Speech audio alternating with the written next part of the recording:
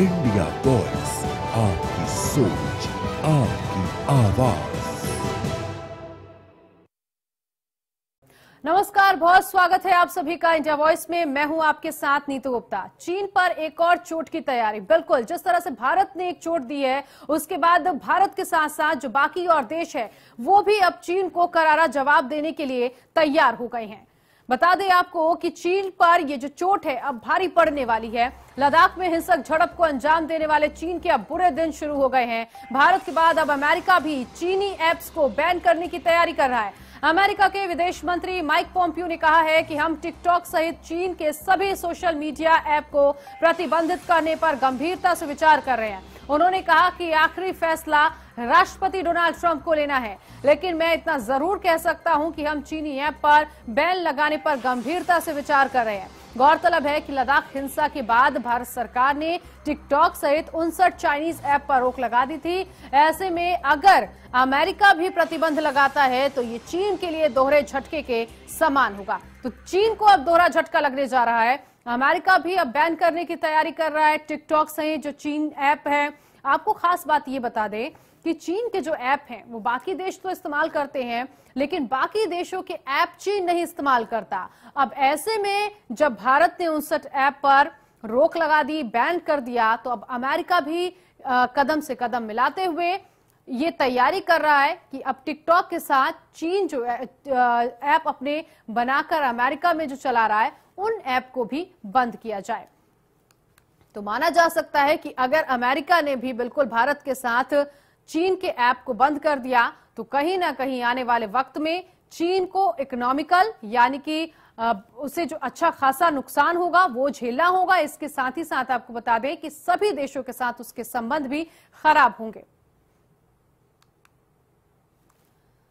तो बता दें आपको कि ये जो चोट है ये अमेरिका की तरफ से अब लगने वाली है। इससे पहले भारत ने करारा जवाब दे दिया था जब से गलवान घाटी में हिंसक झड़प हुई चीनी सेनाओं के बीच और भारतीय सेनाओं के बीच, और चीन उसके बाद काफी बातचीत के बाद वो पीछे हटा है। लेकिन अब चीन को सबक सिखाने की जो बारी है वो अमेरिका की तरफ से। इसी पूरे मसले को आज समझेंगे कि चीन को जो ये चोट लगने वाली है ये कितनी गहरी होने वाली है। इसके लिए आज हमारे साथ एक खास पैनल जुड़ने जा रहा है। रक्षा विशेषज्ञ हमारे साथ संजय सोई हमारे साथ जुड़ने जा रहे हैं, जो बताएंगे कि आखिर चीन को ये चोट जो है वो कितनी जोर से लगने वाली है। वहीं अर्थशास्त्री जो कि हमें बताएंगे इकोनॉमिकल फैक्ट के बारे में कि आखिर किस तरह से चीन जो है वो अब अर्थशास्त्र के रूप में गिरेगा। आकाश जिंदल हमारे साथ अर्थशास्त्री जुड़ रहे हैं। आप दोनों ही मेहमानों का बहुत स्वागत है। सबसे पहले मैं संजय सोई आपके पास आना चाहूंगी। संजय जी, जरा बताइए कि अगर अमेरिका भी अगर चीनी ऐप्स को बैन कर देता है तो फिर उसके बाद चीन का क्या हाल होगा? ऐसा नूतन जी, सबसे पहले तो ये मैं बताना चाहता हूँ, एक बहुत बड़ी पहल भारत ने की थी कि किस प्रकार से ना केवल सैनिक, डिप्लोमेटिक और इकोनॉमिक हर क्षेत्र में चीन को सबक सिखाया। तो जो 59 ऐप्स हमने बैन किए उससे एक बहुत बड़ा मैसेज गया दुनिया में कि एक बहुत बड़ा कदम, एक अनोखा कदम है। और आज देखिए कितनी बड़ी बात है कि जो भारत ने जो कदम उठाया, आज जो अमेरिका उसको कदम उठाने की सोच रहा है। ये एक तरह से भारत ने एक लीड ली है। दूसरी बात कि जो चाइना है, चाहे वो अपनी कंपनीज के द्वारा, ऐप्स के द्वारा एक डेटा इकट्ठा करता है जासूसी के लिए जिसका इस्तेमाल किया जा सकता है। एक बहुत बड़ी इंफॉर्मेशन चाइना के बाद इकट्ठी होती है, क्योंकि जैसा आपने खुद बताया अभी कि चाइना अपने देश में बाकी देशों के ऐप यूज नहीं करता है। हाँ। जबकि दूसरे देश चाइना के ऐप यूज करें, वो पूरी आपकी डिटेल लिखते हैं, आपका नाम, नंबर, कहाँ से आप हैं, क्या एड्रेस है, लोकेशन, इतनी डेटा उसके पास जाता है, बिल्डअप होता है। इससे वो जासूस करके वो गलत फायदा उठा सकता है। इसके अलावा इकोनॉमिक तो है ही है, कितनी इनकम जा रही है, लोग यूज कर रहे हैं, फायदा चाइना को। और अमेरिका में जो इस्तेमाल है वो भारत से बहुत ज्यादा है। तो एक तो भारत ने सबसे पहली गर्व की बात है, भारत ने लीड किया और दुनिया उसको फॉलो कर रही जी। और इससे चाइना को वाकई में एक बहुत बड़ा फाइनेंशियल और जिसको कहना चाहिए इंफॉर्मेशन का दोनों चीज का झटका लगने वाला है। आकाश जिंदल भी जी हमारे साथ जुड़े हुए हैं, जो बताएंगे कि इकोनॉमिकल फैक्ट क्या होगा और क्या कंडीशन होगी जब अब अमेरिका बैन कर देगा चाइनीज ऐप को, क्योंकि पहले से ही इंडिया ने बैन कर दिया और उसका जो इकोनॉमिकल कंडीशन है वो गिर चुका है। आकाश जी, अब अमेरिका के बंद करने के बाद कितना फर्क आएगा चीन पर? जी देखिए, चाइना के ऊपर चौतरफा अटैक हो रहा है। देखिए, ये तो सिर्फ जो है पॉम्पियो ने जो बात कही है कि वो दे आर लुकिंग अबाउट, वो इसके बारे में विचार कर रहे हैं कि शायद बैन किया जाए। उससे पहले ही एज एन इकोनॉमिस्ट आपको बता दूं, 2 साल से यूएस चाइना ट्रेड वॉर चल रही है, जिसमें चाइना की इकोनॉमी को काफी नुकसान हुआ है। हाँ। यूएस ने चाइना के प्रोडक्ट्स पे काफी टैरिफ्स लगा दिए, आम भाषा में कहें तो कस्टम ड्यूटी लगा दी है, जिसकी वजह से चाइनीज इकोनॉमी ऑलरेडी धराशायी हुई है पिछले 2 साल से। मेरी ऑर्गेनाइजेशन आकाश का मानना है कि चाइना को उसकी गलत हरकतों की सजा आज नहीं 2 साल पहले से मिलनी शुरू हो गई है। जी। अब इसके बाद क्या है, कोरोना के समय, मैं थोड़ा आपको पीछे लेके जाऊंगा, कोरोना के समय में चाइना के ऊपर बहुत सवाल खड़े किए गए हैं। डोनाल्ड ट्रंप साहब ने कई बार सवाल खड़े किए हैं, ना सिर्फ यूएस ने, यूरोप के कई नेशन ने सवाल खड़े किए हैं। यूरोप के कई नेशन भी, वहां जो यूएस से, जो चाइना से प्रोडक्ट्स आते हैं, जो चाइना उनको एक्सपोर्ट करता है, इसके ऊपर बैन करने की बात हो रही है। ऑस्ट्रेलिया में भी ये विचार हो रहा है। हिंदुस्तान में तो आपने देखा ही कैसे बायकॉट चाइना पूरा एक कैंपेन चल रहा है। उसके बाद ऐप बैन की, अब यहाँ जो ऐप बैन करने की बात हो रही है कि we are looking at doing that. तो ओवरऑल चाइना को एक सबक सीखने को मिल रहा है। जी जी। चाइना जो गलत हरकतें कर रहा था, मेरी ऑर्गेनाइजेशन आकाश का मानना है उसका सबक उसे मिल रहा है। और चाइना को ये चोट बहुत करारी पड़ेगी। वो क्यों पड़ेगी? क्योंकि चाइना ने अपनी इकोनॉमी बिल्ड करते टाइम सबसे बड़ी गलती क्या की, उसने पूरी की पूरी इकोनॉमी एक्सपोर्ट के ऊपर और बाहर की कंट्रीज के अंदर ऐप डेवलप करके उस बेस पे बना ली। उन्होंने कभी अपनी इकोनॉमी को डाइवर्सिफाई किया ही नहीं। अब वही ग्लोबली जो है उसके ऊपर अटैक हो रहा है। और दूसरा आपको बता दूं, ये तो रही बड़ी इकोनॉमीज, चाहे यूएस हुआ, चाहे इंडिया हुआ, चाहे यूरोप की इकोनॉमीज हुई। जो छोटी कंट्रीज भी चाइना की दोस्त बनती थी, उनको भी चाइना ने उनका बुरा हाल कर रखा। जैसे पाकिस्तान है, अब ऊपर से चाइना उसका दोस्त बनता था, लेकिन चाइना ने पाकिस्तान की इकोनॉमी का वो हाल कर दिया है सी पैक के नाम पे, इतना हाई रेट ऑफ इंटरेस्ट पे लोन देके, जो कि 7 से 8% है लाइबर प्लस से देखा जाए, वो ग्लोबली एक जो है हास्यास्पद रेट ऑफ इंटरेस्ट है। तो उसकी वजह से पाकिस्तान डेट ट्रैप में चला गया। तो पाकिस्तान ऊपर से उसका दोस्त बनता है, अंदर से उसे पता है कि चाइना ने बर्बाद कर दिया। श्रीलंका का पोर्ट एक चाइना ने अपने पास ले लिया, क्योंकि श्रीलंका उनका डेट नहीं दे पा रहा था। तो ओवरऑल चाइना का जो मैं कहना चाहता हूँ, जहां मैं आपको पहुंचाना चाहता हूँ, चाइना का दुनिया में कहीं पर कोई दोस्त नहीं बच रहा है उसकी गलत हरकतों की वजह से। ऐसे में चाइना के ऊपर जैसे जिस तरीके से अगर बाइकॉट चाइना हो जाता है या इंडिया में भी बैन लग जाता है उनके प्रोडक्ट्स पे, तो चाइना की कमर टूट जाएगी और फिर चाइना वो गलत हरकत नहीं कर पाएगा जो उसने हमारे जांबाज फौजियों के साथ की है। तो आज लड़ने के लिए पैसा जरूरी चाहिए होता है। तो इकोनॉमिकली अगर चाइना के कमर तोड़ देते हैं, जिस ट्रैक पे हम चल रहे हैं ऑलरेडी, और दुनिया भी उसी में चल रही है, तो चाइना कल को वो गलत हरकतें जिसका आपने अभी शुरू रेफर किया गलवान घाटी में जैसे की थी, की हरकतों के बारे में सोच नहीं पाएगा। तो अच्छी बात है कि सारी दुनिया अब जाग रही है, सारी दुनिया अब एक्शन ले रही है। बिल्कुल, वही बिल्कुल अच्छी बात भी है, क्योंकि अब दुनिया समझ भी रही है कि चीन का जो रिश्ता है और वो किस तरह से अपने रिश्ते को कायम कर रहा है सभी देशों के साथ, चाहे वो भारत हो या फिर ऑस्ट्रेलिया या फिर अमेरिका। खबर ये भी मिल रही है कि न सिर्फ अमेरिका ये तैयारी कर रहा है, बल्कि ऑस्ट्रेलिया और इसके साथ ही साथ कई और देश भी जो हैं वो चाइनीज ऐप को बंद करने के लिए, उस पर बैन लगाने के लिए तैयारी कर रहे हैं। इस बीच संजय सोई जी, मैं आपसे ये भी समझना चाहूंगी, क्योंकि पिछले दिनों जिस तरह से घाटी से कुछ कदम पीछे हटे थे जो चाइना के सेना है, इसमें क्या कुछ समझा जाए? जो भारत के साथ अभी तक बातचीत चल रही थी वो कूटनीतिक काम आया है बातचीत, या फिर चाइना की कोई ऐसी चाल है अभी जो उसने अपने कदम को पीछे हटाया है? देखिए, इसमें ऐसा है कि कई फ्रंट्स पे काम चल रहा था, जैसा कि अभी अपने इकोनॉमिक एडवाइजर साहब ने बताया है कि चाहे वो फौजी हो, जहां पर हम लोगों ने अपना दमखम दिखाया, चाइना को शायद एक गलतफहमी हो गई थी कि वो भारत को धमका सकता है, भारत को दबा सकता है। लेकिन जिस प्रकार से भारत का सैनिक रेस्पॉन्स रहा, भारत का सैनिक जवाब रहा, चाहे वो वैली में झगड़े के समय था या किस प्रकार भारत ने बिल्डअप किया, वहां पर एयरफोर्स, सेना और हर तरह का असला और सामान और सैनिकों को वहां भेज के डिप्लॉयमेंट दिखाई है, और साथ ही साथ नेवी ऑलराउंड डिप्लॉयमेंट किया है। दूसरी बात, डिप्लोमेटिक फ्रंट पर भारत ने पूरी दुनिया में, चाइना आज आइसोलेट है, पाकिस्तान और नॉर्थ कोरिया वगैरह एक दो कंट्री छोड़ के बाकी पूरा देश भारत के साथ है। तीसरा, इकोनॉमिक फ्रंट में भारत, तो इस तरह से हर तरफ से भारत ने चीन को घेरा हुआ है। तो ये हम ये नहीं कह सकते कि उसने अपनी मर्जी से जा रहा है, एक मजबूरी हो गई है चाइना के पीछे जाने की। हालांकि भरोसा हम अभी नहीं कर सकते, जैसे पिछली बार बातचीत हुई थी फिर वो वापस आ गए थे, इसीलिए भारत इसके मामले में कोई लापरवाही नहीं बरत रहा है। डिप्लॉयमेंट हमारी जारी रहेगी, चाहे थोड़ा हम जो संधि के हिसाब से जो पीछे आएंगे 2-2.5 किलोमीटर वो पीछे आएंगे, लेकिन वहां पर हमारी हर तरह से तैयारी रहेगी ताकि किसी भी प्रकार के धोखा ना हो जाए। ठीक है आकाश जी, ये नहीं कहते। ठीक है, मैं आऊंगी संजय जी आपके पास। आकाश जी, क्योंकि अब तैयारी ऑस्ट्रेलिया की तरफ से भी होने वाली है, मैं आपसे यहाँ पर ये समझना चाहूंगी, क्योंकि टिकटॉक एक बहुत बड़ा व्यापार कह सकते हैं इस ऐप के जरिए हिंदुस्तान में किया जा रहा था और काफी डॉलर में चाइना जो है वो कमा रहा था। टिकटॉक के साथ साथ 59 सारे ऐप्स को बंद कर दिए गए।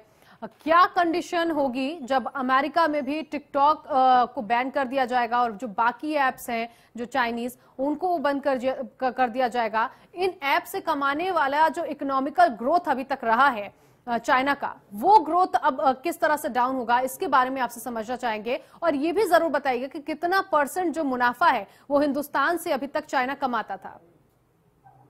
बहुत बढ़िया आपने सवाल पूछा। देखिए, जैसे मैंने आपको शुरू में बताया, मेरी ऑर्गेनाइजेशन आकाश डॉक्टर का मानना है कि चाइना ने अपनी इकोनॉमी पूरी की पूरी दूसरी कंट्रीज के ऊपर बेस कर ली। तो चाहे चाइनीज ऐप्स हो, चाहे चाइनीज मैन्युफैक्चरर हो, उन्होंने बड़ी इकोनॉमीज के बेस पे अपनी जो है बिजनेस स्ट्रेटजी प्लान कर ली। अब इस तरीके से यहाँ बैन हुई है, या जो एक संभावना बन रही है कि टिकटॉक और ऐप्स शायद यूएस में बैन हो जाए, तो चाइना को एक करारा झटका लगेगा। और करारा झटका इसलिए ज्यादा है क्योंकि एक चीज मैं क्लियर कर दूं, China is going down for the past 2 years. लोगों को, हमारे भाइयों को हिंदुस्तान में कुछ भ्रांति है कि चाइना बहुत स्ट्रॉन्ग इकोनॉमी, जी नहीं। चाइना की इकोनॉमी पिछले 2-2.5 साल से लड़खड़ा रही है क्योंकि यूएस के साथ वो ट्रेड वॉर कर रहा था। अभी चाइना की इकोनॉमी मात्र हमें बड़ी दिख रही है क्योंकि साइज में बड़ी है, पहले से ही वो इकोनॉमी धराशायी है। ऑलरेडी चाइना के बैंक्स में डेट बबल बन गया है, यानी बैंकों के ऊपर उतना कर्जा है कि चाइना की सरकार को समझ नहीं आ रहा बैंक कैसे पे कर पाएंगे। उसके अलावा चाइना के अंदर घोस्ट टाउन बन गए हैं।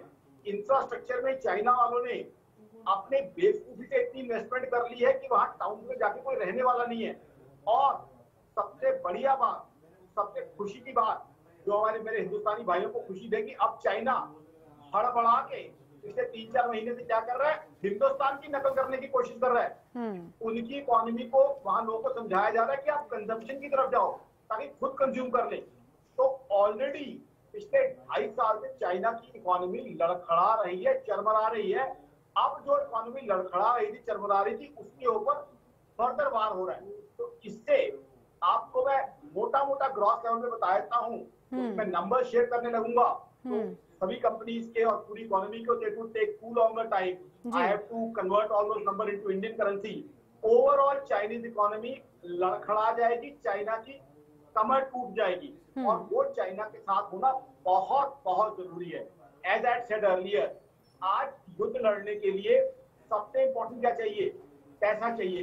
तो जब फाइनेंशियली चाइना स्टेबल नहीं हो पाएगा, फाइनेंशियली स्ट्रॉन्ग नहीं हो पाएगा, ऑलरेडी वो कर्जे में डूबा हुआ है, डेट बबल है वहां पे, ऑलरेडी घोस्ट टाउन्स है, ऑलरेडी वो हिंदुस्तान की इकोनॉमी की नकल मारने की प्लानिंग कर रहे हैं। तो ऐसे में चाइना वो हरकतें करने की नहीं सोच पाएगा। आज चाइना पुल बैक कर गया है, but who we trust China? क्या हम चाइना पे ट्रस्ट कर सकते हैं? आज देखिए, आपको एग्जांपल दूंगा। चाहे पाकिस्तान हमारा दुश्मन मुल्क है, लेकिन चाहे पाकिस्तान हमारे यहाँ टेररिज्म करता है, घटिया हरकतें करता है, लेकिन एक एग्जाम्पल के रूप में बता रहा हूँ, चाइना ने पाकिस्तान के साथ क्या किया है? सीपैक बना के पाकिस्तान के सीपैक के दोनों किनारे पाकिस्तान के लोगों के ऊपर जुल्म कर रहा है चाइना। वहाँ हालात ये है कि वहाँ ह्यूमन राइट्स को जो है वायलेट कर रहा है चाइना। और पाकिस्तान को अब ये लग रहा है कहीं ना कहीं वो ट्रैप हो गया है, क्योंकि वो चाइना का कर्जा वापस नहीं कर पाएगा, तो अलग अलग बॉडीज में जा रहा है।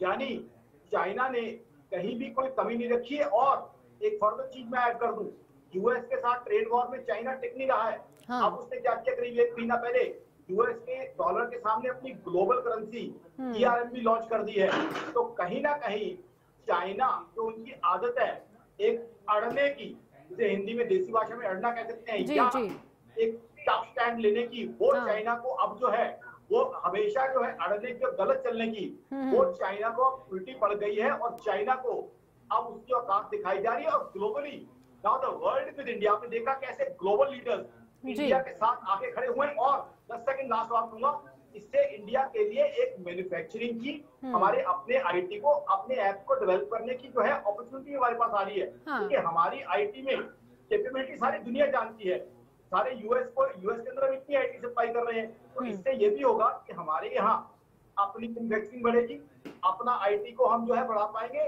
साथ ही साथ हमारे यहाँ एम्प्लॉयमेंट अपॉर्चुनिटी आएगी और चाइना को जो हम फॉरेक्स दे रहे थे वो भी रुकेगी। तो कहीं ना कहीं ये चाइना की बर्बादी है, हमारी आबादी है। बिल्कुल। और बिल्कुल आकाश जी, मौका ये भी होगा कि अभी तक हम कई ऐसी चीजें तलाश नहीं पाते थे अपने देश में, लेकिन वो रास्ते अब निकलेंगे। जब हम एक्शन ले रहे हैं तो वो रास्ते भी निकलेंगे, इसके साथ ही साथ रोजगार भी अब आगे इंडिया में निकलेगा। मैं संजय सोई जी से ये जानना चाहूंगी कि जिस तरह से भारत है, अमेरिका है, तमाम ये देश है, इनके साथ चीन के संबंध अब उसमें खटास पड़ गई है। आने वाले वक्त में चीन की तरफ का जो बिहेव होगा वो कैसा होगा, क्योंकि आप इस चाल को अच्छे से समझते हैं, जानते हैं, तो मैं आपसे ये समझना चाहूंगी कि चीन का एक्शन प्लान जो है आगे वो किस तरह का हो सकता है। देखिए, इस समय में चीन जो है ना, जैसा कि बताया अभी बातचीत हो रही थी, किस प्रकार आगे भाग रहा था और सोच रहा था कि दुनिया में उसके सामने कोई टिक नहीं पाएगा। इकोनॉमी एक्सपोर्ट ड्रिवन इकोनॉमी थी, एक से एक जीडीपी बढ़ता जा रहा है, सारी दुनिया में हर जगह चाइना का माल है। तो एक अजीब सा फीलिंग या गर्व की भावना आ गई उनके अंदर, जो शायद जमीन से काफी अलग थी। तो आज जो पूरी दुनिया उनके खिलाफ है, स्पेशली कोविड-19 को देखते हुए, एक जब बड़ा कंट्री होता है तो एक उसकी जिम्मेदारी बनती है, एक जिम्मेदारी के तरीके से चाइना काम नहीं करता है। तो अमेरिका और यूरोप और भारत और तकरीबन रशिया भी अब चाइना के पूरी तरह से खिलाफ है। और जो सिचुएशन चल रही है, चाइना कुछ एक डेस्परेशन सा है कि भारत, ताइवान, हांगकांग में, जापान के खिलाफ, आसपास जितने देश हैं वहां पर वो खलबली करने की कोशिश कर रहा है। साउथ चाइना सी में अपने आइलैंड्स के ऊपर कब्जा करने का दिखा रहा है। तो सारी दुनिया अगेंस्ट हो रही है इसके। तो चाइना कोशिश है, लेकिन इसमें इतनी ताकत नहीं है कि सारी दुनिया को संभाल सके। और आज जिस प्रकार अमेरिका ने तो एयरक्राफ्ट कैरियर वहां पर डिप्लॉय कर दिए हैं और भारत की सेना ने जवाब उनको कड़ा जवाब दिया है। तो चाइना को अभी समझ में नहीं आ रहा है कि किस शिकंजे में वो चला गया, उससे निकले कैसे। ये थोड़ा सा इस समय में उसको शायद परेशानी हो रही है कि वो कहीं किस तरह से अजीब तरीके से फंस चुका है। जी बिल्कुल। और इसीलिए देखा जा रहा है कि जब से चीन के वुहान से ही कोविड-19 जब शुरू हुआ, तब तमाम देशों से रिश्ते जो है वो खराब होते चले गए।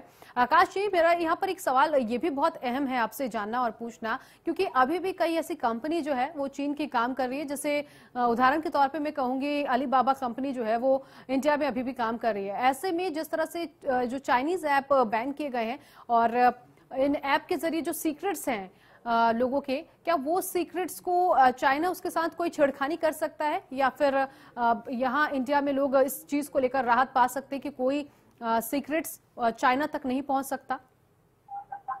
देखिए, ये जो आपने क्वेश्चन पूछा, मेरी ऑर्गेनाइजेशन आकाश का मानना है ये तो यूएस के अंदर बड़े बड़े पॉलिटिशियन से सवाल पूछ रहे हैं कि क्या उनका डेटा सेफ है। तो बहुत बड़ा कंसर्न है। तो ये कंसर्न को सबसे ज्यादा रेज किया जा रहा है। इसीलिए हम अपने डोमेस्टिक एप्स और डोमेस्टिक मैन्युफैक्चरिंग को पूछते रहे। देखिए, ऑलरेडी हमारी स्ट्रेटेजी बड़ी क्लियर है।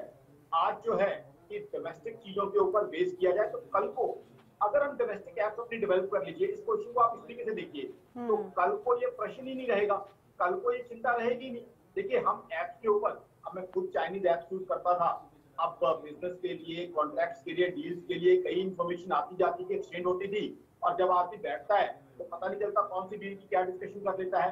कहीं ना कहीं अगर चिंता होगी तो कैसे बिजनेस इस पे हो पाएगा, कैसे इस पे जो है इन्फॉर्मेशन दूसरे लोगों के पास शेयर हो पाएगी। अब कल को अगर हम अपनी ऐप डेवलप कर लेते हैं तो कहीं कोई चिंता रहेगी नहीं। और इंडिया तो पहले से ही सेल्फ सफिशिएंट की तरफ चल रहा है, चाहे मैन्युफैक्चरिंग हो चाहे और चीज। देखिए मैन्युफैक्चरिंग को लेके हमारे प्राइम मिनिस्टर मोदी साहब ने कितनी अच्छी बात कही है, लोकल के लिए वोकल, और साथ ही साथ आत्मनिर्भर भारत। तो कहीं ना कहीं अभी तक तो ये था कि चाइना जो गलत कर रहा है उसका उसे जवाब दिया जाए, उसका उसे दंड दिया जाए, बिल्कुल सही है, दंड देना चाहिए, लेकिन साथ ही साथ एक अपॉर्चुनिटी भी देखी जाए। इस समय हम इंडिया का अपना इंडिजिनस एप्स, अपनी इंडिजिनस मैन्युफैक्चरिंग डेवलप कर सकते हैं। वो डेवलप करेंगे, एम्प्लॉयमेंट आएगी, फॉरेक्स बचेगी, इंडिया में ग्रोथ होगी और हमारे यहाँ पोटेंशियल है अब तो ग्रोथ का। आपको एक सिंपल एग्जाम्पल देता हूँ। अभी मैंने आपको बताया कि पाकिस्तान चाहे एक ऐसा मुल्क है जो हिंदुस्तान के अंदर टेररिज्म करता आया है, चाहे हम उसे दुश्मन कहें ना कहें, लेकिन एक चीज तो क्लियर है कि पाकिस्तान ने हिंदुस्तान के अंदर टेररिज्म फैलाता है। ऐसे कंट्री को भी, इसको चाइना सपोर्ट करता था टेररिज्म के समय, चाइना ने कर्जा दिया है 8% के आसपास। और अब देखिए हिंदुस्तान, हमारी प्लानिंग देखिए, हमारी इकोनॉमी की इज्जत लीजिए। हमने जापान से लोन लिया था बुलेट ट्रेन के लिए, मुंबई अहमदाबाद के लिए 0.1% रेट ऑफ इंटरेस्ट पे, यानी जो है चाइना ने पाकिस्तान को हमसे 80 गुना रेट ऑफ इंटरेस्ट पे दिया है। तो हिंदुस्तान की इकोनॉमी कितनी बैलेंस, कितनी प्लान और कितनी सिस्टमैटिक चल रही है आप देख ही सकते हैं। तो ऐसी इकोनॉमी के लिए हम फर्दर जापान से, इवन चाइना के करीबी साउथ कोरिया से या यूएस से, यूरोप से, ऑस्ट्रेलिया से एफडीआई ला सकते हैं और मैन्युफैक्चरिंग और सारा कुछ डेवलप कर सकते हैं। क्योंकि इकोनॉमी को स्ट्रेंथन करने के लिए, मैन्युफैक्चरिंग को डेवलप करने के लिए क्या चाहिए? कैपिटल चाहिए। जहां तक एप्स की बात है, हिंदुस्तान की आईटी का लोहा दुनिया मांगती है। आज यूएस की टॉप कंपनीज, मैं तो गर्व के साथ कहूंगा कि हमारी आईटी प्रोफेशनल के बेस पे चल रही है। तो हम अपनी ऐप क्यों नहीं डेवलप कर सकते? बिल्कुल डेवलप कर सकते हैं, हमारे पास कैपेबिलिटी है। जब Fortune 500, which are the biggest 500 companies of the world, they are relying on India to develop their IT, to maintain their IT. Why shouldn't we be? मैं ये कहूंगा कि चाइना ने बड़ी घटिया हरकत की। हालांकि हमारे वीर जवानों ने चाइना को अकल सिखाई, हमारे वीर जवानों ने शहादत देते हुए चाइना के मुंह पे थप्पड़ भी मारा।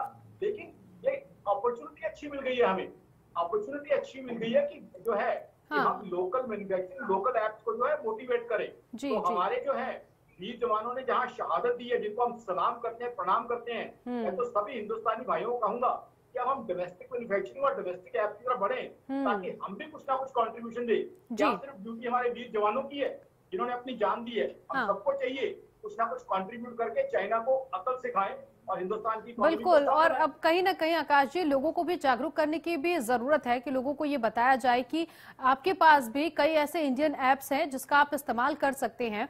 संजय जी, यहाँ पर मैं एक सवाल आपसे पूछना चाहूंगी, क्योंकि अगर रक्षा के क्षेत्र में कितना मजबूत हो चुका है भारत, क्योंकि काफी समय से राफेल का भी इंतजार किया जा रहा था, और पिछले साल जब रक्षा मंत्री राजनाथ सिंह राफेल को लेकर पहुंचे और उसके बाद अभी हाल ही में 4 राफेल जो है वो भी पहुंचे हैं, तो इसको लेकर आपसे समझना चाहूंगी कि रक्षा के क्षेत्र में भारत अब आगे अभी कितना मजबूत है, आगे कितना मजबूत होने वाला है? इसके बारे में ये कहना चाहूंगा कि पहले एक बहुत बड़ा गैप हो गया था। बहुत समय तक ना तो कोई डील हुई, ना ही कोई डेवलपमेंट हुई और ना ही कोई नया हथियार आया। तो फौज में काफी बड़ा गैप हो गया था, जिसको कि पिछले 5-6 साल में काफी हद तक कवर किया गया है। जिस प्रकार आप जानते हैं कि राफेल की डील हुई, S-400 एंटी एयरक्राफ्ट मिसाइल्स की डील हुई, गन्स की डील हुई, अपाचे हेलीकॉप्टर आए। तो इसके अलावा और अभी ड्रोन्स की डील हो रही है, इजराइल के साथ बातचीत चल रही है, फ्रांस, अमेरिका, रशिया के साथ और हथियारों की डील हुई है। ये सब है, लेकिन इन चीजों में समय लगता है जी।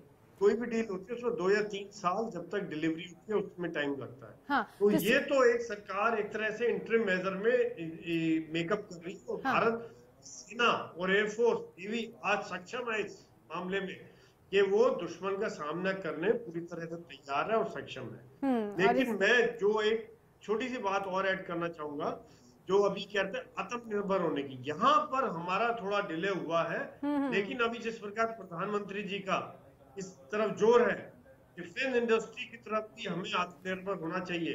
तभी मैं एज ए सैनिक भी ये फील करता हूँ कि तभी हम सही मायनों में शक्तिशाली होंगे।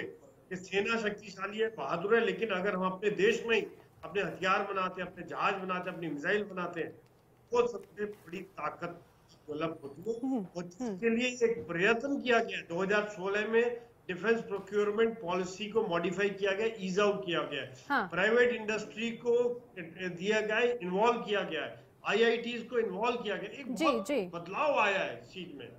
बिल्कुल, और ये बदलाव भी है, ये बहुत जरूरी है भारत को आत्मनिर्भर भारत बनाने के लिए। बहुत शुक्रिया संजय सोई जी हमारे साथ जुड़ने के लिए।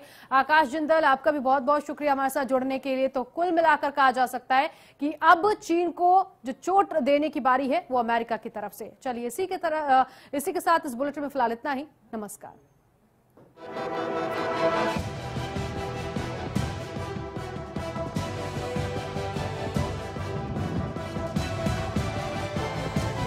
इंडिया वॉइस, आपकी सोच, आपकी आवाज।